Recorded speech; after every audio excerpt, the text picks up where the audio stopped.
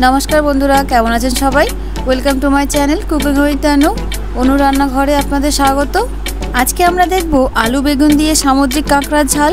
এই বর্ষার সিজনে বাজারে বেশ বড় বড় কাঁকড়া পাওয়া যাচ্ছে আর এই কাঁকড়া দিয়ে আমি তৈরি করেছিলাম আলু বেগুন দিয়ে সুন্দর একটি ঘরোয়া রেসিপি। চলুন আর দেরি না করে দেখে নেওয়া যাক সম্পূর্ণ রেসিপিটি। তার আগে এই চ্যানেলে যদি আপনি নতুন হয়ে থাকেন চ্যানেলটিকে সাবস্ক্রাইব করবেন আর পাশে থাকা বেল আইকনটি প্রেস করতে অবশ্যই ভুলবেন না, যাতে যে কোনো নতুন ভিডিও নোটিফিকেশন আপনি সবার আগে পেতে পারেন। প্রথমে কাঁকড়াগুলোকে ভালো করে পরিষ্কার করে ধুয়ে ছাড়িয়ে নেব।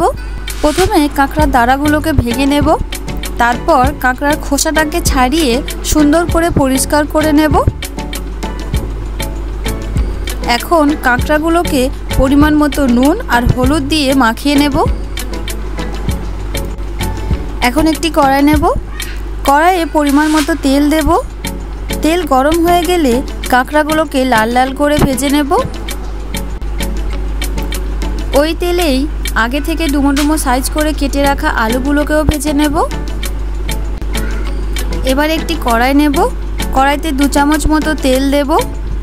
তেল গরম হয়ে গেলে ফোড়নের জন্য দেব 1 চামচ গোটা জিরে, একটা গোটা শুকনো লঙ্কা, 2টো এলাচ, 2টো লবঙ্গ, 1 টুকরো দারচিনি। এগুলো থেকে একটু ভাজা ভাজা গন্ধ এলে এখানে অ্যাড করে দেব আগে থেকে কেটে রাখা একটি রাফলি চপ অনিয়ন আর 3টে কাঁচা লঙ্কা। পেঁয়াজটা একটু ভাজা ভাজা হয়ে এলে এখানে অ্যাড করে দেব 1 চামচ আদা বাটা, 1 চামচ রসুন বাটা।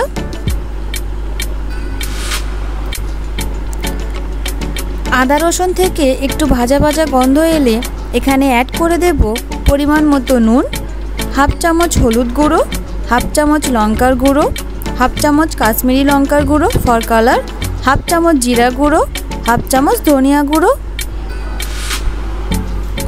এখন সমস্ত মশলাগুলো একত্রে মিক্স করে নেব আর সামান্য একটু জল অ্যাড করব যাতে মশলাটি কড়াইতে ধরে না যায়।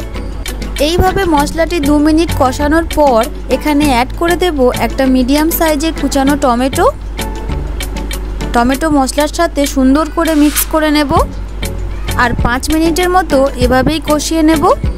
5 মিনিট পর টমেটো মশলার সাথে সম্পূর্ণ গলে গেলে এখানে অ্যাড করে দেব ভেজে রাখা কাঁকড়াগুলো মশলার সাথে সুন্দর করে মিক্স করে নেব। এইভাবেই 5 মিনিটের মতো কষতে থাকবো। 5 মিনিট পর এখানে অ্যাড করে দেব আগে থেকে কেটে রাখা বেগুন আর ভাজা আলুগুলো। এগুলি সুন্দর করে মশলার সাথে মিক্স করে নেব। এগুলি একত্রে 3 মিনিটের মতো কষতে থাকব। তারপর এখানে অ্যাড করব পরিমাণ মতো জল। জল অ্যাড করার পর 5 মিনিটের মতো ঢাকা দিয়ে এটি ফুটিয়ে নেব। 5 মিনিট পর ঢাকনা খুলে ওপর থেকে একটু গরম মশলা গুঁড়ো ছড়িয়ে নামিয়ে নেব। Now it is ready to serve. দেখলেন কত সহজেই বানিয়ে ফেললাম আলু বেগুন দিয়ে সামুদ্রিক কাঁকড়ার ঝাল। এটি দেখতে হয়েছে যত সুন্দর, খেতেও হয়েছিল ততই সুস্বাদু। আপনারা এই রেসিপিটি বাড়িতে একবার ট্রাই করতেই পারেন। এই ভিডিওটি আপনাদের কেমন লাগলো কমেন্টে অবশ্যই জানাবেন। ভিডিওটি যদি ভালো লেগে থাকে ভিডিওটিকে লাইক আর চ্যানেলটিকে সাবস্ক্রাইব করতে অবশ্যই ভুলবেন না। দেখা হচ্ছে আপনাদের সাথে পরের ভিডিওয় নতুন কোনো রেসিপি নিয়ে। ধন্যবাদ।